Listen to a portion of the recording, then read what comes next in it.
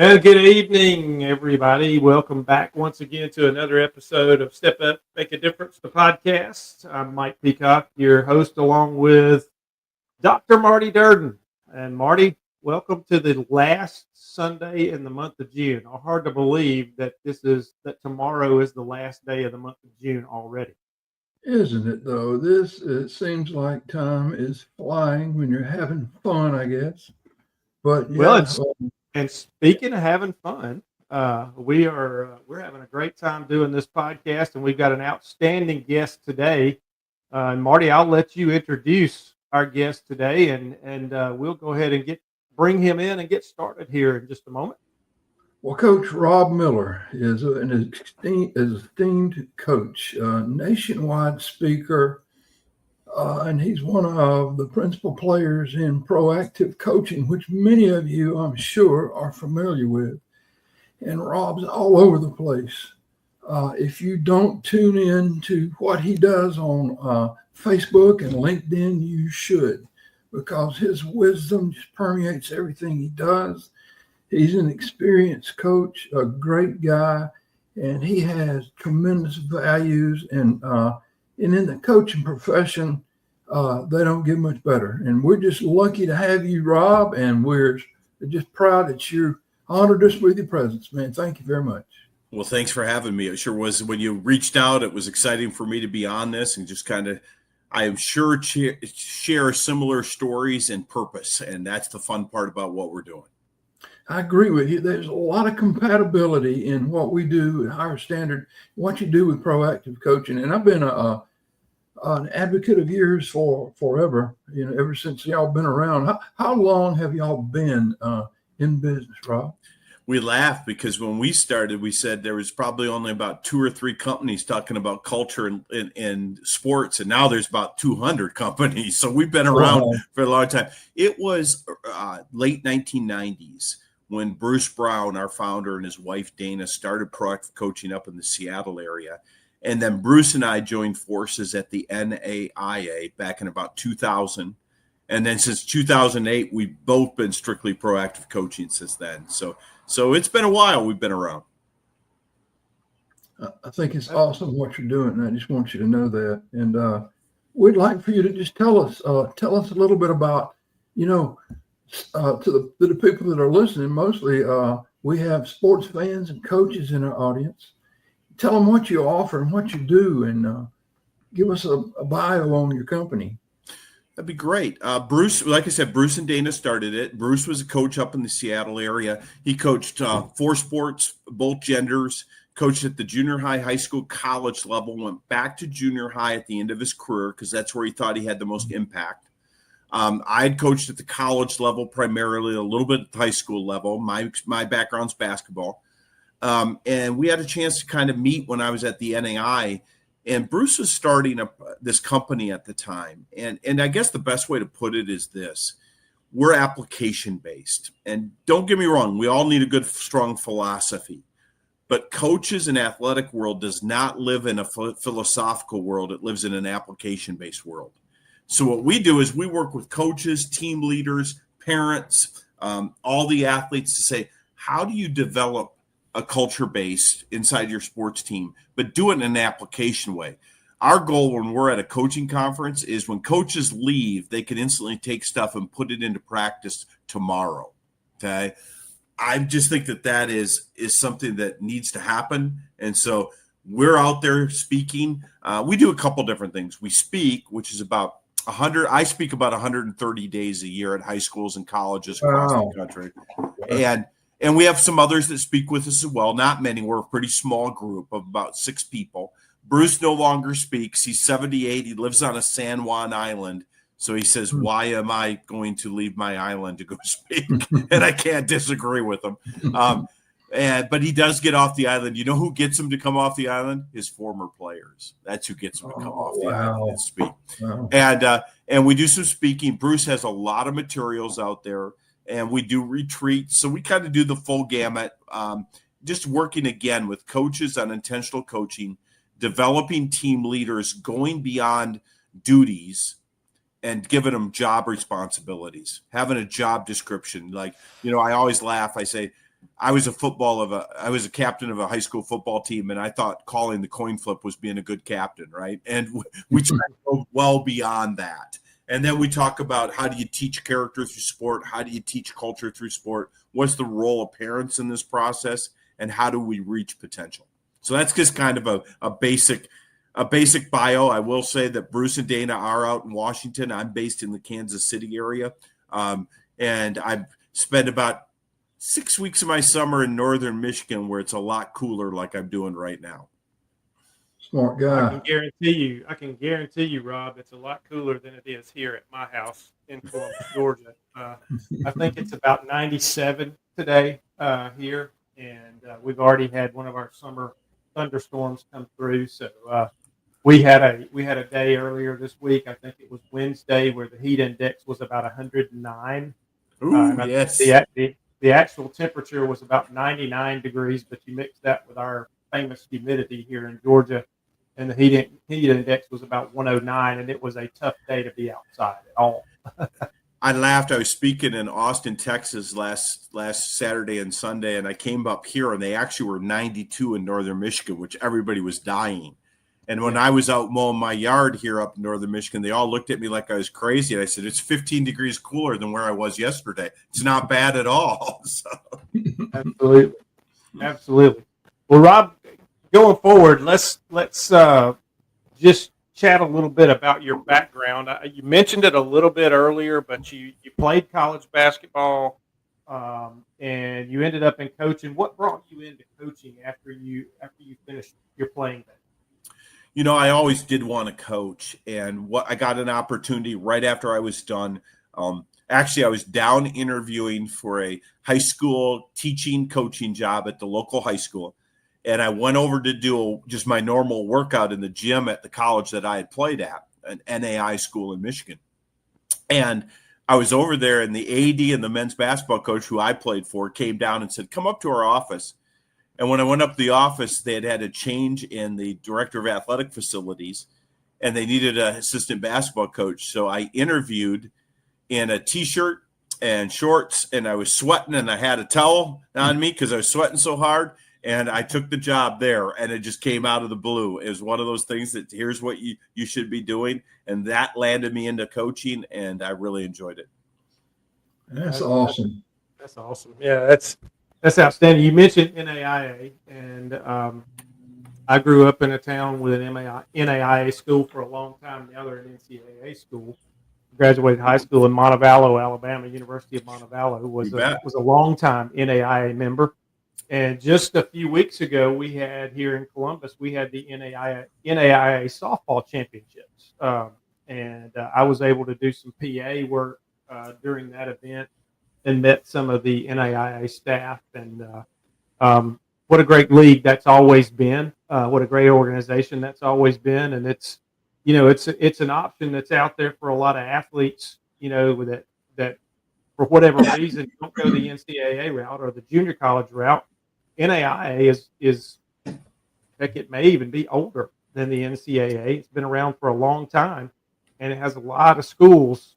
And a lot of those schools are not necessarily located in big cities. A lot of them are smaller towns and smaller communities, and they are integral to their communities. But the athletics, the talent level is tremendous in the NAIA. Yeah, I was laughing. I was just telling a friend of mine the other day. I live in Kansas City, so I was attending a Royals game. And the two pitchers on the mound and the batter up to bat at that moment were all NAI players. Okay, so you had three right there playing in MLB. But I think you mentioned it. I think there's a community aspect to the NAI. And I do a lot of work in NCAA schools. I just love intercollegiate athletics. Mm-hmm. But there's something about the NAI. It's maintained educational athletics. Yes, it has. And that's a difference maker for them right now. And people are looking at that because it's not caught up in – it's all a business. We know that. But it's not caught up in the how much money do I make business. It's caught up in the how what are we producing as that student athlete. We want them to be great athletes, but we want them to be great students as well. And so it's been a great life experience for me over my 40-year career. Yeah, I was reading this morning on a website, NAI website, they're re-emphasizing that academic priority. And I guess as sort of contrary to NIL and all the other things going on with NCAA. So I have a lot of respect for what they do. And they also do a good job training their coaches in the idea of sportsmanship, like you mentioned, culture, which I would like for you to expand on a little bit in a minute. And I think that's something maybe that's missing at such a money-driven, competitive level that the NCAA is becoming now. Yeah, I think a couple things in response to that. NIL is interesting because, to be honest, the NAIA was the first association to have NIL, but it was done in a completely different way. It was done as an entrepreneurship. Should kids be allowed to make money off their name, image, and likeness in an entrepreneurial fashion? The answer is yes, and it's still that way in the NAI.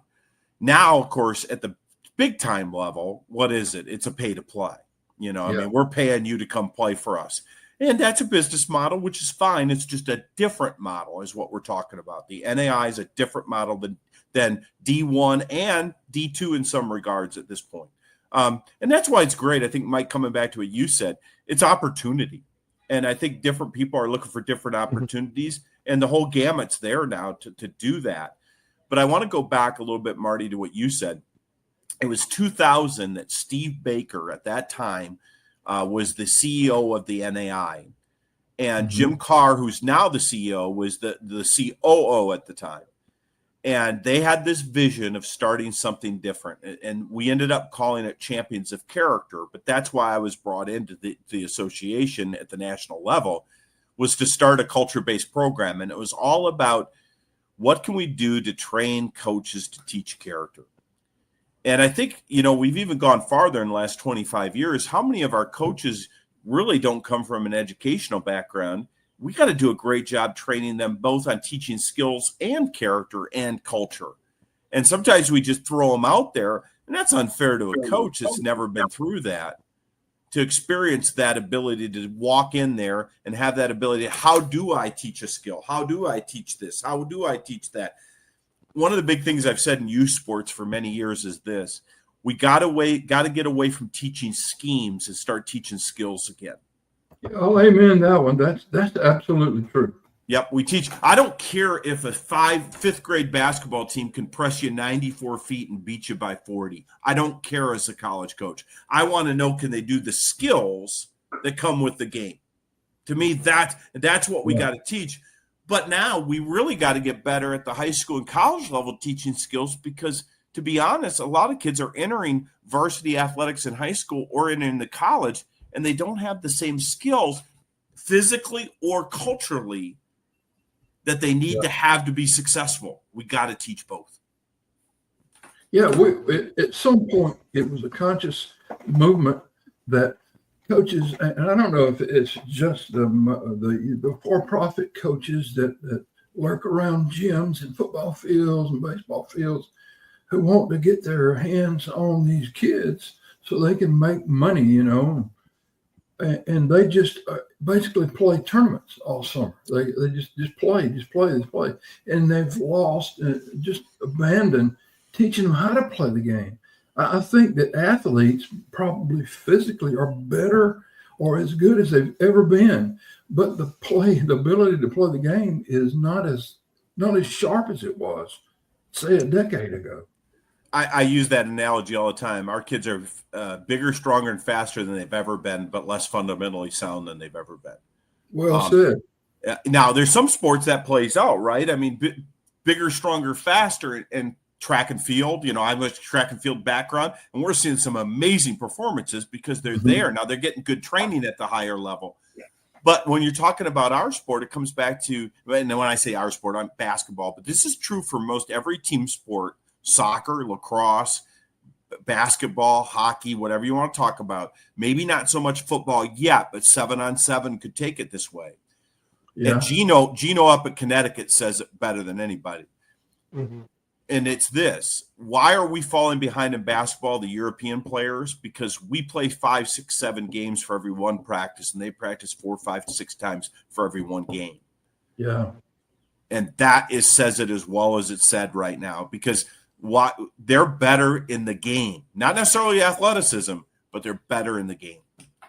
Yeah, and I'm a fan of Gino Rima. I think maybe the best basketball coach at the college level, girls, boys, any level. I think he's a real solid guy, and he has, of course, he had a record to prove it, But he is old school, I guess I call him traditional. I'm traditional, but not old school. I'm traditional, but I think that we've departed from that, and we're in the process. We've abandoned the process. We're in the results, the product. We just care about how they look, and how many games we win, and not about building the character in kids and building the fundamentals of the game. And the funny thing is if you do the first one, the second one happens, and you'll get the results. And it's kind of interesting, just as kind of a family story. Again, this is a basketball story, so I'm sorry to keep coming to basketball, but I don't know basketball, coach. I love it. So if you followed the Drake basketball story this year and how good they were in men's college basketball, their coach came from Division II at Northwest Missouri State. Then he went to Drake. He took a lot of his players from Northwest Missouri State to Drake, and now they're over at Iowa. Okay. Well, if you know Mac, he is so fundamentally strong, and he teaches these kids to make good life decisions. And one of their point guards, Bennett Sturtz, who's now at Iowa, and he was kind of the star of the tournament, one of the stars of the tournament this year, is our family's best friends. So they just were very close to them. He was the high school basketball coach in town, and we know him well. But what we find is when Bennett tells the stories that when kids transfer in to play for Mac, the first 2 weeks are really hard. Why? They're not playing. They're conditioning, and they're fundamental, and they're conditioning at 6 a.m, and they're conditioning at 2 p.m, and it's conditioning physically, but it's also that mental process, and it's the skill process. And now look where they are, successful. Amazing how physical conditioning and mental conditioning and culture conditioning turns into victory. Yeah, it is. I agree. And I can remember you saying that, Rob. I can remember when I was in high school, usually for the first 2 weeks, 8 to 10 days of practice, we rarely touched the basketball. We did footwork drills, we did conditioning, we did all sorts of other drills that didn't involve shooting or dribbling a basketball, and agility. I mean, we did so many things, and that was used as a way to eliminate a lot of guys who thought they wanted to play basketball. So we would have a crowded gym when we first started practices. We'd have a big crowd of players or potential players.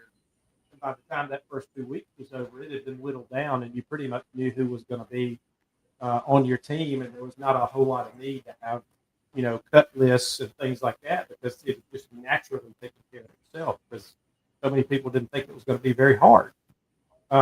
And I think now coaches, have the mentality that they've got to be a little bit careful with things like that, or these players will fly the coop, and it's a whole mindset change, I think, that's taking place over time.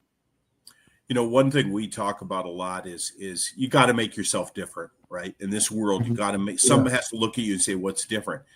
And I find the difference many times is the work, and it's attractful. I mean, people are attracted to that. The athletes that want to succeed are attracted to that. As my partner says all the time, great teammates and great athletes do not settle for average or mediocre for very long. They want to be around excellence. They want to be around a higher standard. I also read a book last year. I really enjoyed it. It was Let Them Lead by John Bacon, and it was about a high school hockey team he took over in Michigan. And it's written in a business format, and I don't even agree with all of it. But I love the book because of two elements. He really pointed out two things: ownership and celebrate work. And it's the Pat Summitt quote, right? Pat Summitt had the great quote: the greatest weapon we have on any team is ownership. And when our kids feel like it's their team, we're here to lead it, but it's their team, the ceiling rises. And then when we celebrate work, we don't say, we're not, you can come here because we're going to play a lot of games. We're not going to work very hard in practice. That people who want to be good walk away from that. It's people that want to be good that say, let's celebrate work. And I think you bring those two things together, and that's a difference maker that can set any program apart. Absolutely. Absolutely. We have you use that phrase higher standard, and it lit up Mike and I both. We have this, we're on a board of a company just like yours, a nonprofit. It's called Higher Standard of Leadership. And we study servant leadership and how it motivates kids and how they accept the behaviors of their coach. And we got a lot of evidence to support, that they long for a coach that they revere and respect, who's a referent leader in their life, not necessarily the old Woody Hayes, Bobby Knight kind of guy, because Generation Z is a little different than generations before. Millennials were a little different than Generation X. You've been around long enough to know that too. So we have come across this this formula, I guess you'd say, for kids, and we think servant leadership is the way to get them motivated in the world today. I would agree with that. I think there's a couple things, and I'm going down a road that I got to be a little careful on because my wife always looks at me like, don't go there, but I go there, okay? Because I'm at an age I don't care. I go there. Amen, brother. Okay, see, isn't it a great age? What are you going to do to me? I'm old. I'm an old guy. What are you going to do to me? Yeah. Is this? I think what we're doing, we're doing a better job defining servant leadership. And like you, I love today's kids. I think today's kids are awesome. I get around today's kids. I'm pumped up for our future as a nation. I'm pumped up for our future in leadership. I love them. I just think they're great. I'm proud to hear you say that. I agree completely. Mike and I both agree with that. I walk around and say, our kids today, and I'm going, I love them. I think they're great. I challenge them. And just kind of a couple things is, I think you could still demand from kids. And I used a phrase demanding on the internet about 6 months ago. And I had a lot of people, older people, rip me for that. That's the demeaning comment. Demanding's not demeaning. To me, that's a compliment. So I'll take that in. But it has to be positive demanding. Positive demanding could come with some angst, okay? And it could come with some urgency. But I think what the old school is that we got to learn from is never demean or embarrass a willing learner. Never demean or embarrass them. Demand from them, demand excellence from them, but never demean them. And it can come with us in their face once in a while, but never demean them. The second thing I'd say there, and this is my hot button and my wife freaks out when I talk about it, is this. For a long time, I think servant leadership was looked in one aspect, community service. Now, don't get me wrong. Community service is important. We should all do it. But for me, community service is citizenship, not servant leadership. It's part of servant leadership, but everybody should be a great citizen by doing community service. This is part of it. It's not all of it. Servant leadership is making sure we're doing some community service, but it's also this. What do I need to do today to rise our team to the next level? And that might not be community service. It might be this. I need to get to the gym. I need to do this. I need to get my teammate to the gym. I need to get my teammate to summer workouts. That's different. So it's a bigger picture than just community service. And I think we need to change. Yeah, I think that we've, I'm just so happy you just said what you said, because every week we say this. It's one of the most misunderstood philosophies of leadership on the planet, because everybody thinks it's just what you said. It's service, and service is great, but it's about developing people and empowering our players. That's what it's about. It's about making men and women not only in the sport but in their lives, in what they aim for in life. And that's what we mean by that higher standard. I tell you, that was a paid political announcement you just made for us. And I promise everybody listening, we did not set that up. Thank you so much for that. No problem. I believe it. Rob, I want to touch on something you said too, because it brought to mind, about the word demanding and the coaching styles that people have and different men and women have. But I have a 21-year-old son that just finished junior college baseball. And between his travel years, his high school coaches, and his junior college coaches, he played at 2 different junior colleges. And he's had so many different styles of coach. Now, his travel coach probably got the most out of him and the most out of that team, and he was probably the most demanding individual, excuse me, that these guys played for. He's a former drill sergeant in the Army, and he commanded respect. Number one, just his demeanor and the way he carried himself, but he had the ability to push those kids beyond what they thought they could do simply by the way he led them. And he demanded the effort, and he had a group of kids that pulled for each other, that worked for each other, that were there for each other. And I think he was teaching servant leadership, and he didn't even really realize he was teaching servant leadership. Yeah. And we were a little small travel organization from one town, that had, a mingling of kids from different places. But we weren't a big name, but we played at that level. Our kids played at that level, and it was because of his methods and his pushing of them. And then he went on to the college level and played for a coach that wasn't that demanding for 2 years. And then this last year, he played for a totally different kind of coach. And you mentioned demeaning, and unfortunately, there was a lot of that went on this year. So he sort of lost his, I guess, desire to carry his baseball career on, and now he's just going to go and finish college now without playing anymore. And I don't blame it on that coach. I mean, there's a lot of other factors in there, but it's just interesting how you brought that to mind, that you have to demand positively. Yep. You can be demanding without being so authoritarian that those players cringe when you walk in the room. Nobody wants to play for a guy that they're scared to see every day, because you don't know what's going to happen in practice, or you don't know if he's going to go off and rip you and send you running for the entirety of practice or something like that. And what we're trying to do, and I think Marty will agree with this, is help coaches find that niche where they can be demanding and they can command respect, but at the same time, they're getting that message out there of, this is not all about you. It's not all about me as a coach. It's not all about me. It's about us as a collective. And I'm going to try to get to know each one of you and what makes you tick. And we're going to make this thing work. And we're going to get you working with each other. And I think that's how coaches succeed. And I think proactive coaching is a lot to do with that, with building culture.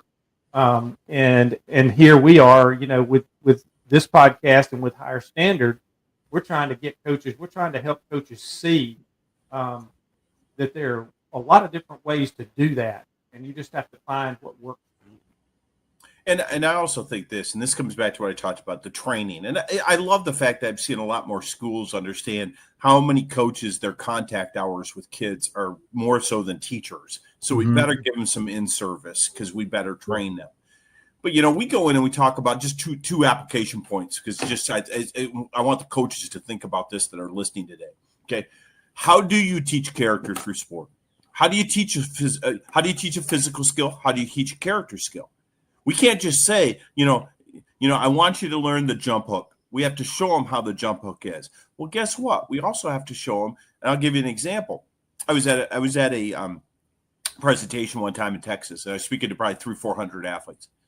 And I was going through, when I recruit an athlete, I get to know them before they get to know me. I know their talent. I think that's one thing for parents that are listening. Please understand this. Kids aren't being overlooked. There's very few. Now, there's a few maybe, but kids aren't overlooked. The network's too small anymore. If you're paying to go to a showcase, there's a reason. You're right. I mean, we know all those things that are going on. Okay. But most coaches are trying to get to know you before you get to know the athlete, before the athlete gets to know them. And so I shared about what I look for when I'm recruiting an athlete. One, I'm going to check their social media accounts out. Are they building people up, tearing people down? That's part of the story. Okay. Second is, what kind of teams are you on at your school? And they don't have to be all athletic teams. I want multi-activity athletes, not multi-sport athletes just necessarily. And single sport athletes are tough. That's tougher because there's so many things you talked about in burnout, Mike, and things like that. We don't have time to get in. But the purpose is, if I got a kid I'm recruiting to play basketball, they're also playing baseball, but they're also in the band. That's 3 teams. What kind of teammate were they on all 3 teams? Because different roles. And I can't just accept you if you're good when you're the star and not good when you're a role player. And then third thing is, how do you act at practice? So a kid yelled out this statement. What are you looking for, coach? And I said, respect. And as soon as I said that, I said, forget I said that, because I realized I had 400 kids. And if all of them wrote their definition for the word respect out, we'd have 400 different definitions. Mm-hmm. So the first is how I'm going to teach respect, which we use the laws of motor development: define, model, shape, and reinforce. Okay. But the second part is, and this is where I think we've gone in athletics in every area. I don't care if it's youth, high school, college, pro. We've gotten really good at T-shirt slogans and really bad at action statements. And we got to get off 30,000 feet and get to 3 feet, because that's where we live. So what's respect look like? What's it look like in practice? What's it look like in the classroom? What's it look like on game day? What's it look like in the off season? What's it look like? And get it. And I don't want this, have good attitude. What's that mean? Okay. I want to know, it means showing up on time. It means showing up with a sweat going. It means whatever it is, we define it and get it to 3 feet. If we teach character and we get it to 3 feet, our culture is going to be so much better. Yeah, that's well said right there. I really like that. I'm gonna borrow that one. 30,000 feet from you, man. Just give us attribution. That's all I'm asking for. Hey, I've never taught everything I know as a coach. I learned from somebody else. I've never had an original idea. I don't think in life. That's fantastic, Coach. How would you define culture? How would you? Let's talk about that. We got about 10 more minutes.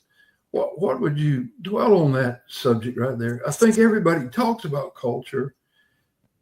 Maybe let's detail it a little bit more. Yeah, I think it's what you're known for, but I'm going to break it down for a little bit farther. Okay, if I came and watched your team play, what would I say about it? There's your culture. Mm-hmm. I don't care what your T-shirt slogan says. What's your culture?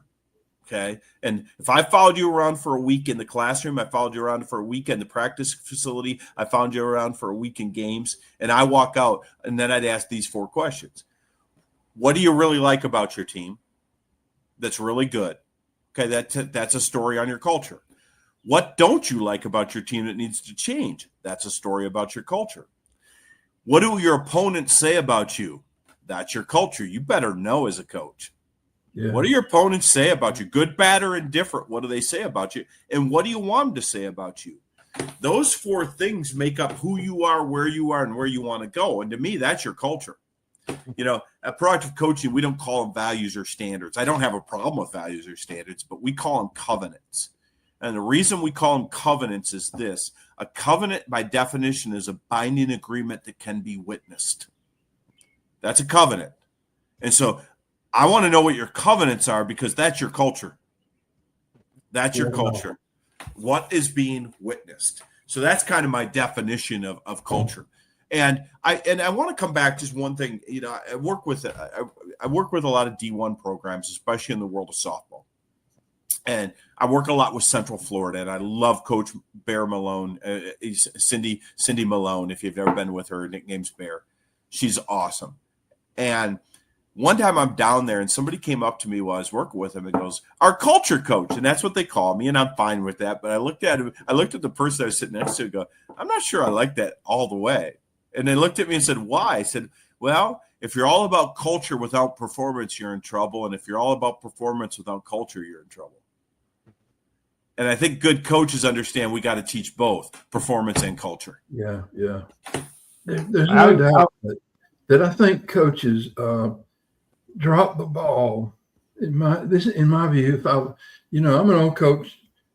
I'm the oldest guy in the room everywhere I go, right? So if I had one thing to say to a young group of coaches, which is what I always end with, is don't forget the game.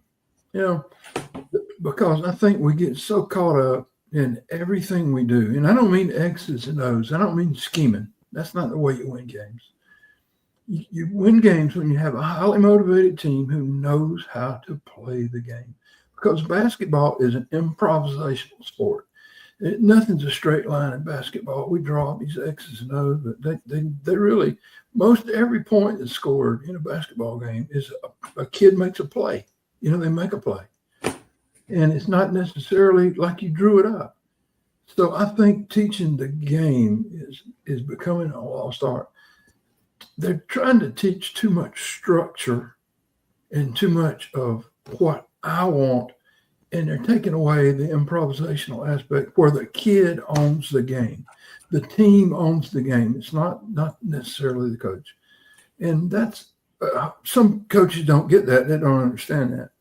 But I agree with you. It's the game is what it's all about. How do you play the game? And the fundamentals, knowing the fundamentals and using them is how you play the game. Just two responses to that real quick. First one is this. I think teaching the game is huge, and because it's structured and it's not structured. And what I mean by that is this. It's structured in this way. When we were young, probably the three of us, we can go back to our high school days, and it's this. And this is not teaching the kids the game. I was a catcher in baseball. Pitcher and I called most of the game. The coach called a few pitches, but we called most of the game. Okay. Football, our quarterback called a lot of the game. Yeah. Now everything's called from the bench at every level. Okay. That's not teaching the game. The second part with that is this. I'll use basketball for the example here. Motion offense. 4-1, 3-2, whatever you run in motion. Oh, great offense. So if you haven't taught them the game, it's going to be the worst offense you've ever run in your entire life because let's just run out there and do this and do that. No, you got to understand the game. Earlier today, I was telling my wife, one of my former players posted something about him and his daughter being at basketball camp on the court we coached them on, okay, and how fun it was this week. And I responded to him saying, I hope she knows how good a basketball player you were. And the reason I said that, because my wife kind of asked why that was, I said, because Jim knew the game. He wasn't the best athlete. He knew the game. Mm-hmm. Saying that, I'm going to come back and say this. Coaches, it's not all on you. One, you have to do the work to get there and to learn it. But I would come to our people who are hiring coaches, athletic directors that are listing, principals, superintendents, clubs that are hiring coaches, parents that are putting your kids on travel program, okay? What does that coach know? Are you trying to get them to somebody that's going to develop them or somebody that's going to win for them, their record? Yeah. Look, we have to, as people hiring coaches, let's give them and develop them. Clubs, travel ball, don't just invest. You're charging kids a lot of money. Take some of that money and use it towards coach development. You'll find your program will get bigger, not smaller. It'll get bigger, not smaller as it comes through. And so we have to take the initiative to say, let's empower our coaches. Coaches, you need to get better in these areas because these are priorities, but also give them some tools to get better. Say this all the time to principals and superintendents. When you interview for a coach, are you interviewing them just talking about their X and O's? Or are you also talking about culture building? Yeah. Because that will make what the priorities of what you want. If you're only talking about X and O's, you've said your priorities X and O's. You are. And to undergird what you're saying, you're dead on right there. A coach is nothing more than a teacher. You know, John Wooden, when he developed the pyramid of success, he didn't do that for basketball. I mean, we think he did. He was an English teacher at Dayton Public School, and a parent came in one time and asked him, "What at my kid? He made a C. What can I do to get his grade up?" And of course, you know, John Wooden goes home and invents the pyramid of success. Now, that's a short story for a long process. But we're nothing more than a teacher. And I think knowing our players, we got to know our players. We got to know what level of development they're at and how to tailor a practice or a skill development session, skill acquisition, based on where that player's development level is. An elite player doesn't need the same thing from a coach that a beginner does. And so the coach is able to diagnose what needs to be taught and to get ourselves and our ego out of the way and be more player-centered than we are coach-centered. Let me go to two thoughts on that. The first one, when you talked about that, is something that reminded me of what I said about Bruce earlier. Okay. He started at junior high, went to high school, went to college, went back to junior high to finish his career because that's where he thought he had the most impact with kids. Let's remember that 73% of all kids are done with traditional sport by the age of 13 years old. We want to make an impact. Coaches, you understand, youth coaches that are on here, okay? Youth coaches, you're the most valuable coaches we have because you'll determine, and Mike, coming back to your statement about your own son, there's a point, if you take fun out of it, we'll lose kids. Yes. And you lose them early and you lose them later in college because like your son, Mike, my guess is this. He's looking out there going, I got a future coming up, and it's not in baseball. Right. I'd like to continue to play.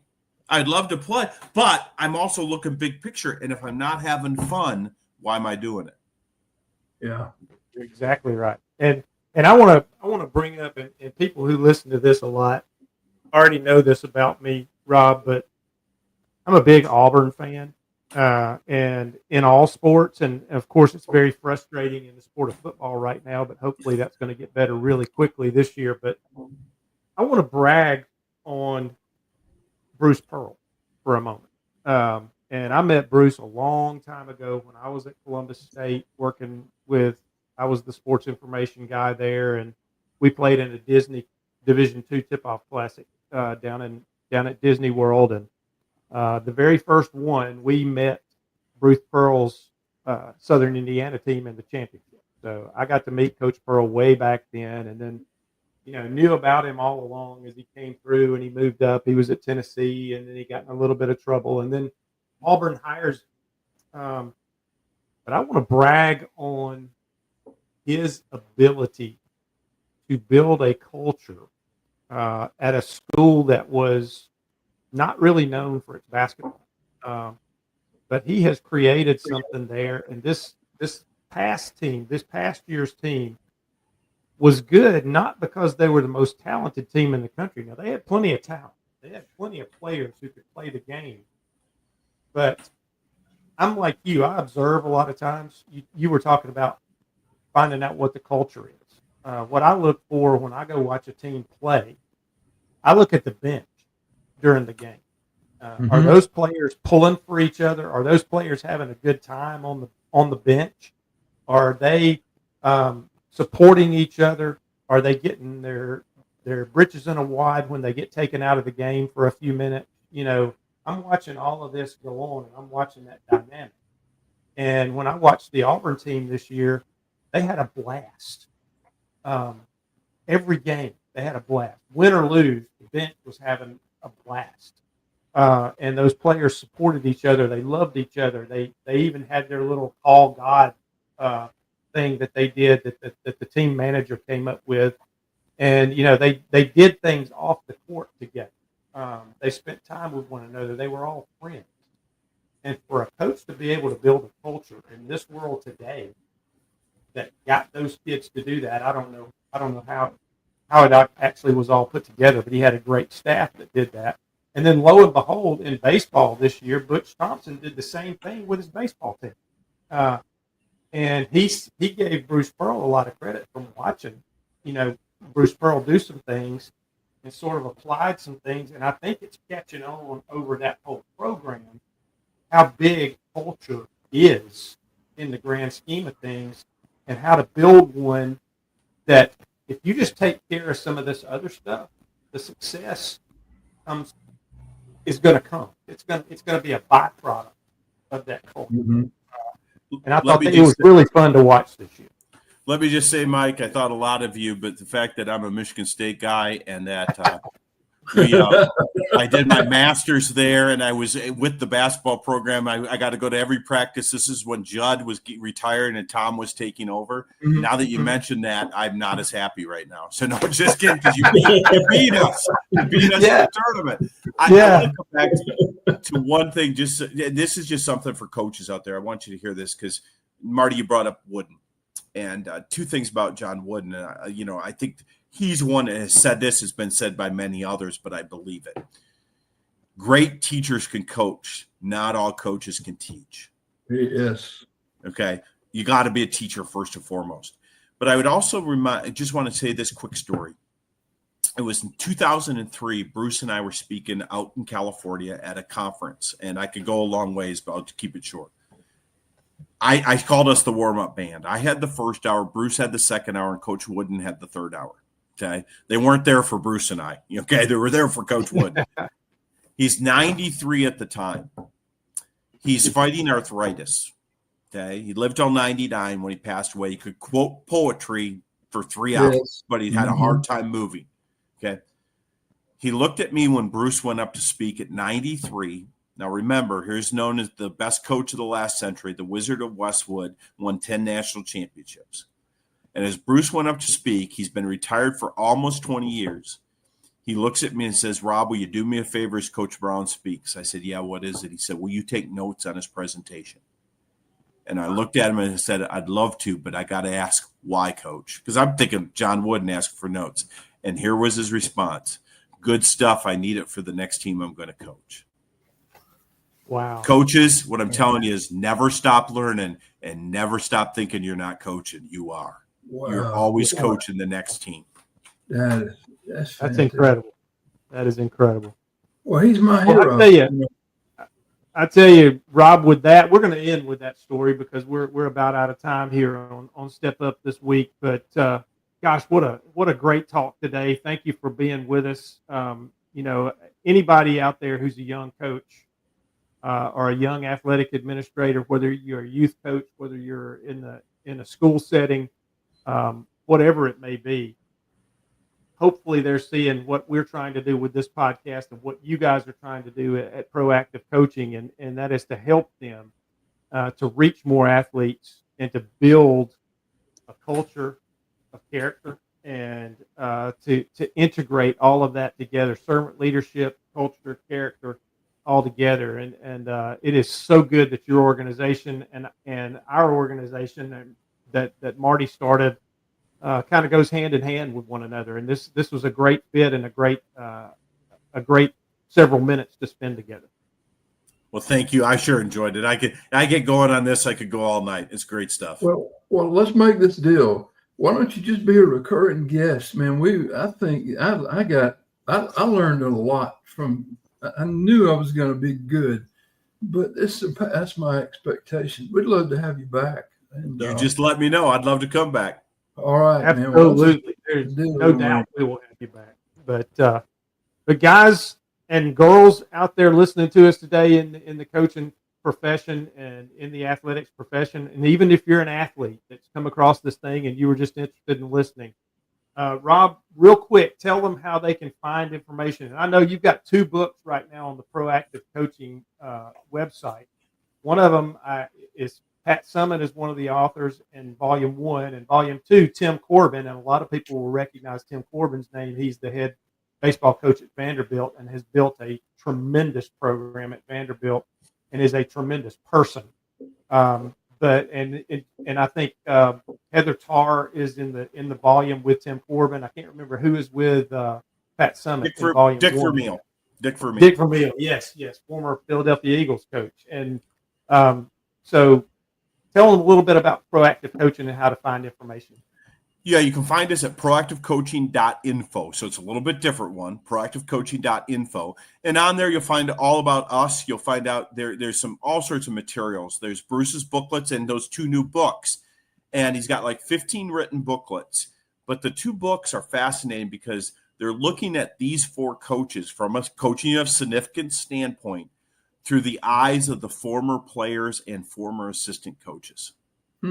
That's how Bruce wrote it. He asked questions to former players and former assistant coaches.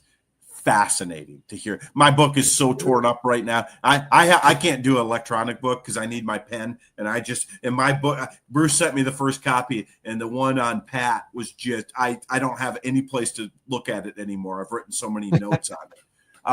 And all 4 of those coaches are very, as you said, very successful. So there's there's some podcasts on there. There's some videos on there. But also, if you just want to talk to me about any of the stuff we talked about today or schedule us to come present, you can just get me at rob@proactivecoaching.info. That's rob@proactivecoaching.info. And then, Marty, as you said, we're on LinkedIn, and we're on. You check Rob Miller out on LinkedIn or check Proactive Coaching out on Facebook, and you'll find us. And we send something out daily. So, and if I was an aspiring coach, you young coaches out there, listen. Dial in the coach here. Dial in the coach. He knows what's going on. He's a great resource. Find his LinkedIn page. Every day, post 3 or 4 nuggets of wisdom. And so I'd recommend anybody, if you're interested in coaching, this is the guy you need to know. And we can't thank you enough for being on here with us. Thank you. It's a pleasure. Hey, and as we always say, Rob, thanks to you and the other guys at Proactive Coaching for being willing to step up and make a difference. And that's what we're shooting for, is everybody that's out there that's listening to this. We want to help them be more willing and able to step up and make a difference in the lives they touch. And Amen. You guys, thanks for a great episode here. And Rob, we're definitely going to have you back, and enjoy that great weather up in northern Michigan while we're sweating down here in the South. And maybe we'll come up and visit you sometime up there. How about that? Come on up. High tomorrow, 72. So come on up. Wow. Man. Oh, how good would that be? All right.